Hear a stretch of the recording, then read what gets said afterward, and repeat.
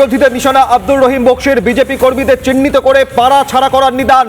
মালদহ জেলা তৃণমূলের সভাপতি মালতীপুরের তৃণমূল বিধায়ক আব্দুর রহিম বক্সি। ইংরেজ বাজারে তৃণমূলের প্রতিষ্ঠা দিবসের অনুষ্ঠান থেকে নিশানা বিরোধী দলনেতাকে আক্রমণ আব্দুর রহিম বক্সির। আজ মালদায় শুভেন্দু অধিকারীর কর্মসূচি, তার আগে আব্দুর রহিম বক্সি আবারও নিশানা করেছে বিজেপি কর্মীদের।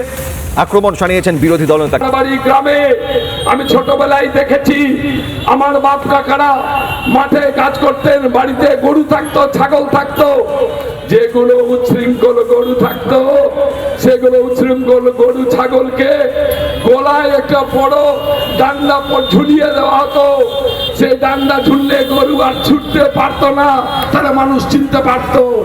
আমরাও এই বিশৃঙ্খলকারী দলের যে নেতা কলকাতায় বসে আমাদের বিরুদ্ধাচরণ করে সাধারণ মানুষের, সেই সাধারণ মানুষ বন্ধু তোমাদের গলায় সেই রকমের ডঙ্কা ঝুলিয়ে দিবে, যাতে যে পাড়ায় যাবা তোমরা সেই পাড়ায় তোমাদেরকে চিহ্নিতকরণ করে পাড়া ছাড়া করবে এলাকার মানুষ।